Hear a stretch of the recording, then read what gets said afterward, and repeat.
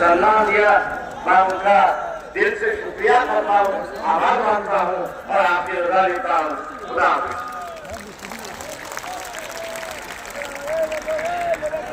शुक्रिया।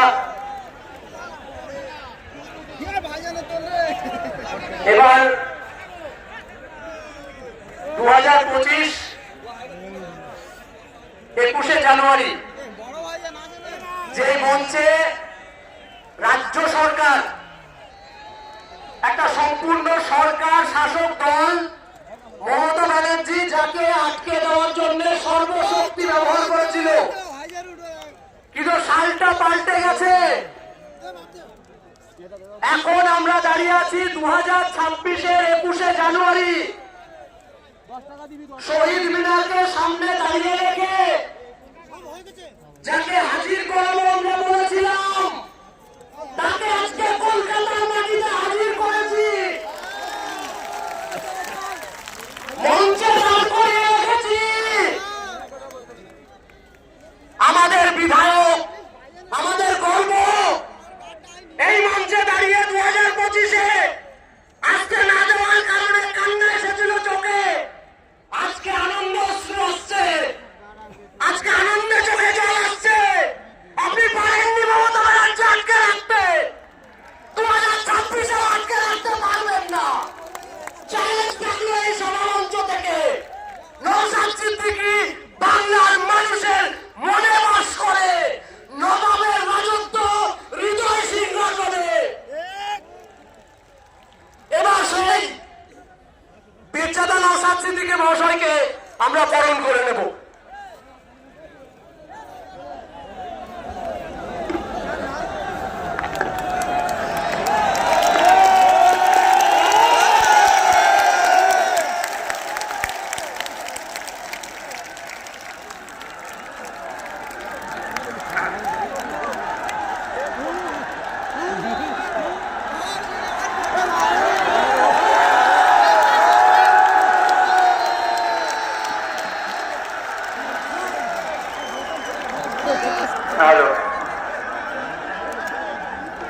যে উদ্দীপনা, উচ্ছ্বাস সবটাই কিন্তু আমাদের দলের প্রতিষ্ঠাতা প্রাণ পুরুষ পীরজাদা আব্বাস সিদ্দিকীর ভাইজানের কাছেই কিন্তু ক্রেডিট যাবে।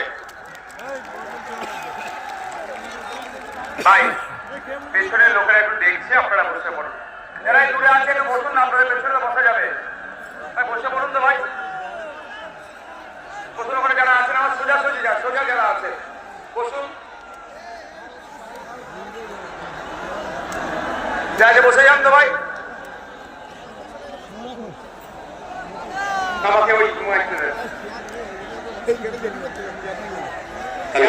আমার সোজাসুজি যারা আওয়াজ যা যাচ্ছে তারা বসেন ভাই। হ্যাঁ, না থাক থাক থাক। এই ভাই, মিডিয়ার বন্ধুদের সাথে কেউ মিডিয়ার বন্ধুদের সাথে কোনো খারাপ আচরণ করবেন না। আপনারা ঠিক করে বসতে পারেননি বলে আমি কিন্তু একবার জাস্ট বসেছিলাম, তারপরে সারাক্ষণ কিন্তু আমি দাঁড়িয়ে আছি। আপনারা লক্ষ্য করেছেন কি?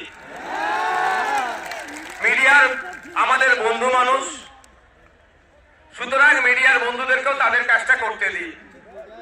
আমি অনুরোধ করবো যারা মিডিয়া ভাইরা আপনাদের চেয়ার দিয়ে আছে আপনারা বসুন, চেয়ার দেওয়া আছে আপনারা বসুন। আপনাদের মেশিনটা ফিট করে দিয়ে আপনি বসে পড়ুন, চেয়ার দেওয়া আছে। ভাইয়া আপনি দাঁড়া যাও না, পিছিয়ে কাঁদবে, ডিস্টার্ব করেন। এই তোমরা কথা বলছো কেন ভাই আমার? আপনি চলে আসেন না, জায়গা আছে বসার, চেয়ার দিচ্ছে। এই জায়গায় একটা চেয়ার দাও তো, না চেয়ার দাও তো, একটা চেয়ার দাও, একটা চেয়ার আনতে পারছো না? सब आप आ जाइए, चेयरটা দিয়ে দাও ভাই। তোমরা একটু বসো না, বসো না ভাই, বসে দেখতে পাবো না। চেয়ার তো আছে, বসে ভাই আপনার হয়েছে, আপনি বসেন না, সামনে চেয়ার আছে, বসে দেখতে পাবো না। আমি 10 মিনিট টাইম নেব আপনাদের কাছে, কারো অসুবিধা আছে? 10 মিনিট ধৈর্য ধরতে পারবেন তো? আমার পূর্বেকার বক্তারা আজকের এই অধিকার মহাসমাবেশ নিয়ে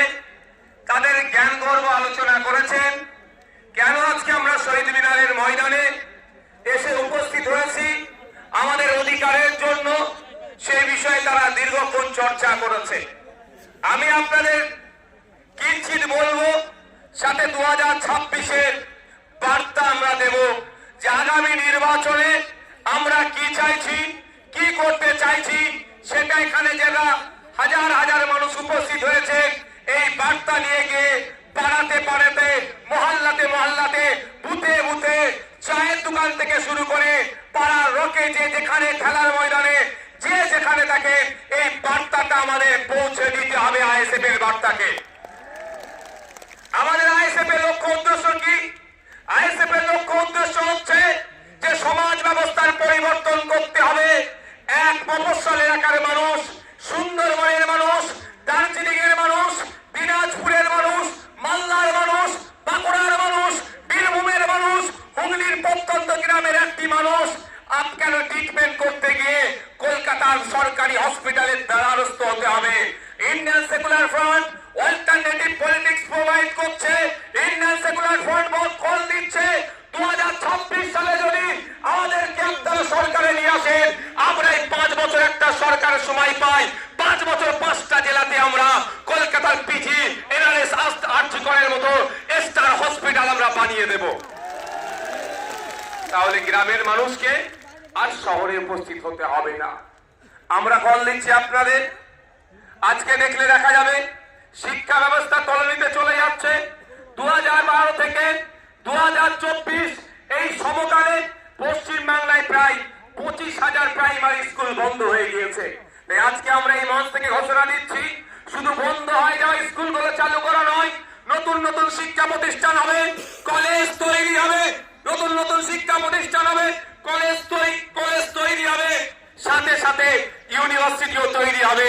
দুর্ভাগ্য আমাদের মুর্শিদাবাদ জেলা সারা ভারতবর্ষের পিছিয়ে থাকা জেলাগুলোর মধ্যে যদি আমরা খোঁজ করি একটা জেলা পাবো, মুর্শিদাবাদ জেলা। সেই জেলাতে এখনো পর্যন্ত একটা ফুল ফ্লেজের ইউনিভার্সিটি দেখতে পাচ্ছি না।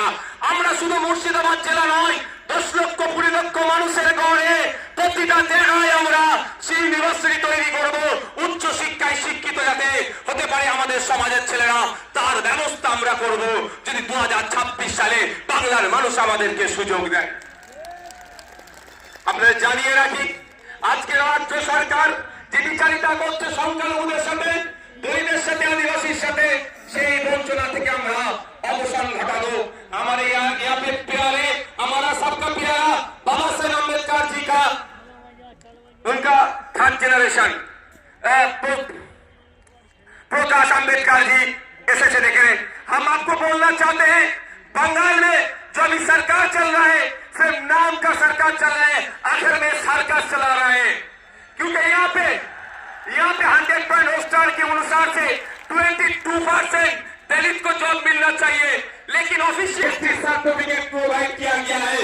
इसका मतलब यही होता है कि 6% जो है जब उसमें से असली जो आदिवासी है उनको नहीं मिल रहा है, उसको छोड़ के जो नॉन आदिवासी है, जो आदिवासी के जो संरक्षण है, जो रिजर्वेशन है, उसमें से वो लोग खा जा रहे हैं। तो हमारा चीज आज यहाँ से ऐलान करना चाहते हैं, अगर हम लोग सत्ता में आएंगे 22% जो दलित के लिए जॉब है, रिजर्वेशन उनको सही से मिलेगा, 6% जो आदिवासी के हैं वो मिलेगा।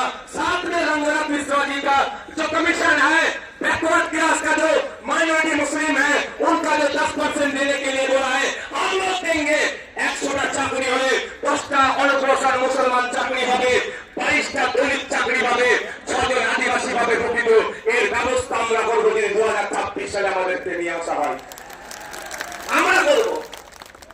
আমরা এই মঞ্চ থেকে কি বলছি, আমাদের অধিকার পরিযায়ী শ্রমিকের অধিকার, ইন্টারস্টেট মাইগ্রেন্ট লেবার্স অ্যাক্ট 1979 কেন্দ্র সরকারের আইন।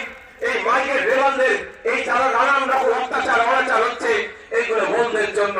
কিন্তু দুর্ভাগ্য আজকে এখানে যারা উপস্থিত হয়েছে